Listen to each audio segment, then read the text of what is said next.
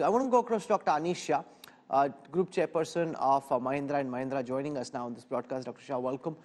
From your perspective, how are you decoding the key takeaways from Nirmala Sitharaman's sixth budget, Dr. Shah?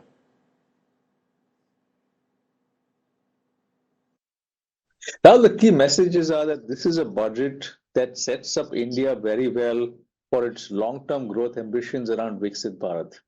This is a budget that prioritizes economics over politics.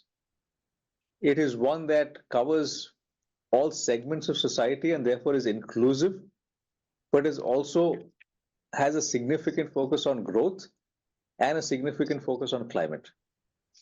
One of the key critiques of left-leaning economists, members of the opposition, is that rural consumption isn't picking up.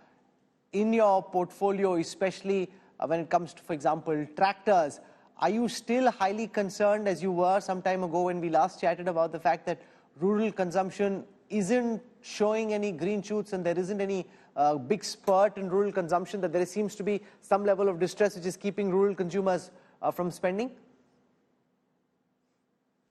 So on that, Rahul, it always has to be a longer term view, because if we look at the past 3 years, if we look specifically at the tractor industry, it has grown very well.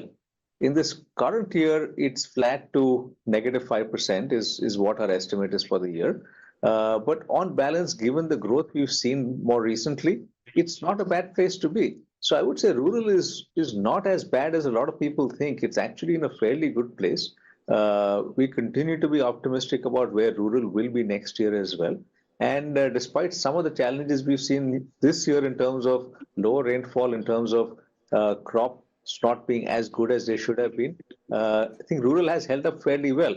And if we look at it from a budget standpoint, we would always prefer, as an industry, a budget that has sustainable long-term growth, that again prioritizes economics over politics in terms of SOPs in any particular area, and that is a very solid positive for the economy. The other question that's being asked is about jobs and unemployment, and whether the budget says enough and does enough to address these two issues. So if you drive growth in an economy, jobs automatically are a part of it, because they have to be part of the growth story. And what we are seeing in this budget is a clear focus on growth, also focus on inclusion, and skilling is a key part of it as well. So all of those things, as you put it together, it will drive jobs, because without jobs, this is not going to happen. The finance minister spoke of a roadmap for Vixit Bharat by 2047 when she comes back in July. That's the level of optimism she was seeking to convey. According to you, regardless of who wins, what does India need to do from where we are right now to actually be able to achieve that vision of a Vixit Bharat? I think the first is one that is in the budget this time, which is around states driving ease of doing business as well. Now, many states have been doing that, but some of the incentives that have been put into this budget will accelerate that. And that's a very important part, because India stands today in a position when the world is looking at India and is looking at how can we make India our destination. And some are hesitating based on some of the challenges we've seen in India in the past. The central government has been very focused on addressing those challenges and then very aggressive in doing so in a positive way. And the states have to have that same level of aggression in terms of making things easier and attracting investors and manufacturing into India. So that, to me, is one of the biggest areas of focus, which again is very good to see in the budget right now. A number of reforms have taken place, and the key is going to be on continuing to drive economic growth. Manufacturing will have to be significantly higher. To reach Vixit Bharat goals, our estimate is that manufacturing will have to be 16 times what it is today.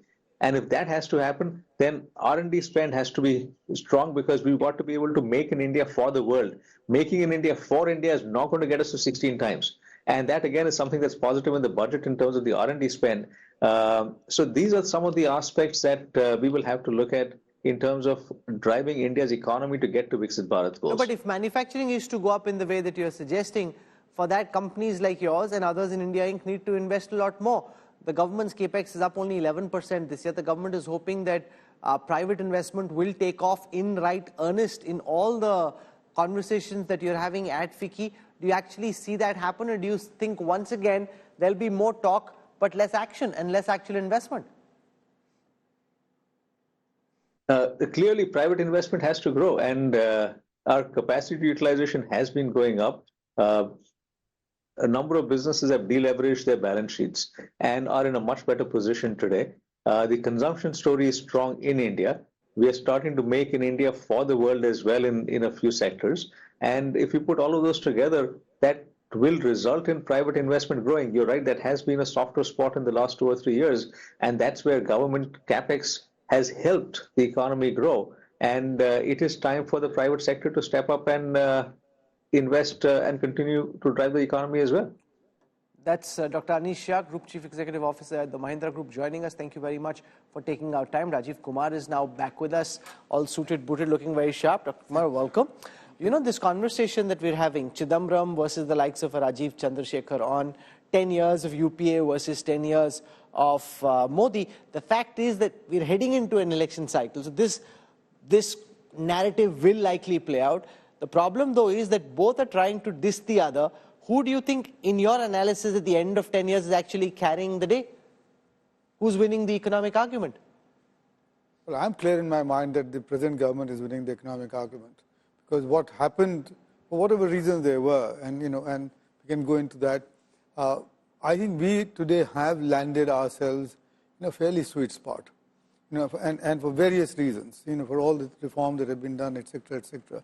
Now, good policies. No, but Chidambaram said, compare 10 years of my growth, compare 10 years of NDA growth. Look at fiscal deficit where I left it, look at where they're leaving. He says, talk numbers and the picture isn't as rosy as someone like you would say.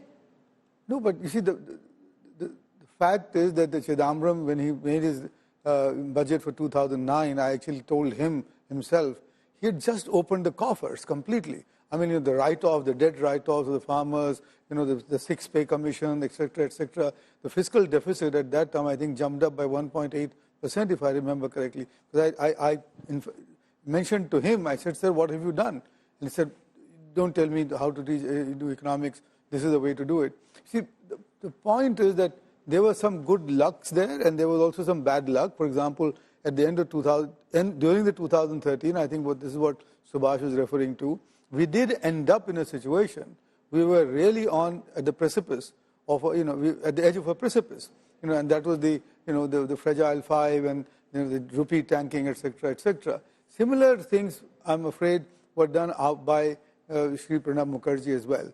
After the 2008 crisis, the kind of response that we had on... Especially retrospective taxation, who can forget that? Retrospective taxation. I mean, and the tax rates, the non-transparencies, the kind of, sort of thing that were going on in the last mile delivery, the public procurement, the tendering and all of that.